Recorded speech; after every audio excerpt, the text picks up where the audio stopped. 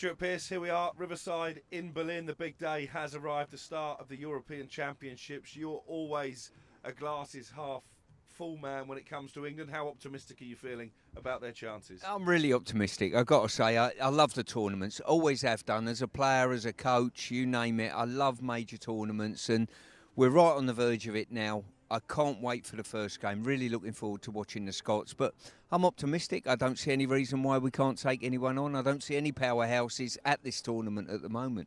Harry Kane has come out and said this is the best England squad that he's been involved in. Some bold calls from Gareth Southgate in terms of players left at home, some young players that he's put faith in. Do you agree with Harry? I'm not sure on that statement, I've got to say. I think we're a little bit inexperienced to make a statement like that at tournament level. You know, I think there's about 11 players that have not been to a tournament before.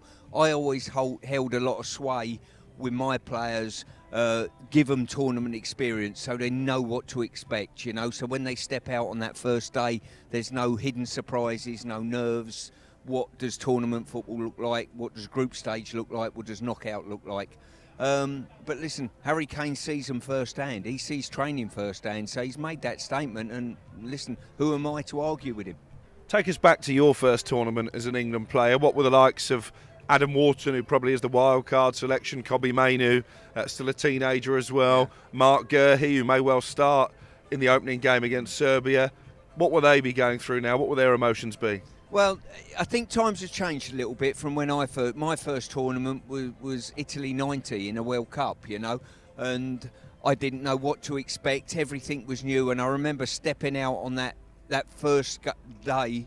Everything was a school day, basically, from the training to everything. And when we stepped out, I think we played the Republic of Ireland, and obviously individuals that you knew quite well. The nerves that took over were quite incredible. The pressure of not losing the first game was immense. The game was awful.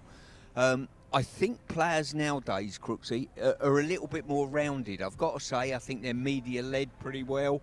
I think the organisation at the clubs, they're more rounded as people and more rounded as footballers as well. So I think some of them will take it in their stride a little bit better.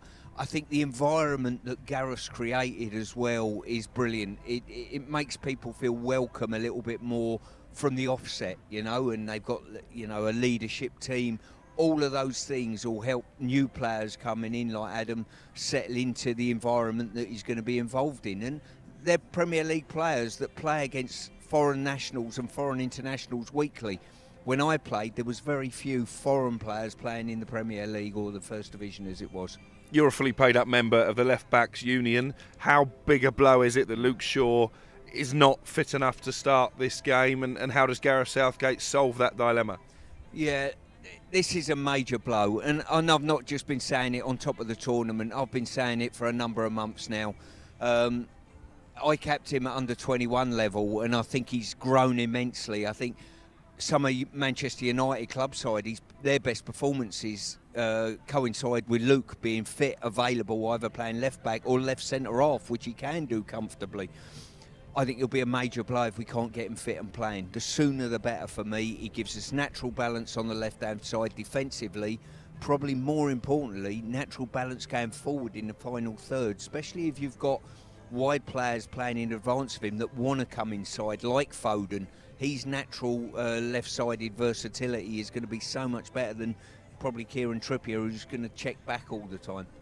Is it a gamble from Gareth when we get deeper in the tournament, the fact the only out-and-out left-back he selected has fitness concerns when they come up against the likes of Spain and France, who they're due to meet along the way? Gareth's had a look. I think he's played 6 left-backs over a period of 2 or 3 years. So he's had a look at others. Somewhere down the line he hasn't fancied the others, didn't think they were good enough, and thinks this is the way to go forward. Taking the gamble on Luke, for me, it's not a gamble. When you've got 26 in your squad and a player of his quality and experience, you had to do it. It was a no-brainer. Even if he doesn't kick a ball, in hindsight, I would have still done it, if I'm being quite honest with you. I mean, he's that important to the team. Have you been in a position in your coaching career where you've taken a gamble on a player who's not fully fit, and how did that work out? Well, I've got to say, it was 2010, South Africa World Cup. I was on Fabio's coaching staff, and Fabio was desperate to get 2 players for each position, and he took a few. I think we had a squad of 22, 23 in those days. And he took a chance on Ledley King, who hadn't played international football leading up to it. He took Ledley. I think Jamie Carragher, from memory, I certainly know there was 2 or 3 players that had injury situations, and they didn't pay off.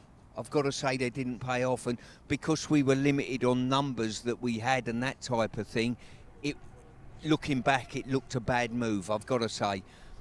In this situation, we got a squad of 26 and 1 player who's the only injury doubt. Maybe John Stones slightly as well, but in the main, it's a no-brainer. He had to make this call, and he made the right call in taking Luke Shaw.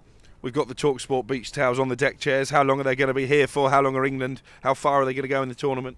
Well, hopefully we'll be sat here in about 5 weeks, myself and you, and we can have another interview looking back over the tournament with England just about to take a major final on again, and hopefully get the silverware that our country are craving. I've got my fingers crossed. I think we've got a wonderful clutch of young players. Can we defend well enough? Can we get Luke Shaw? There are 1 or 2 questions to be asked.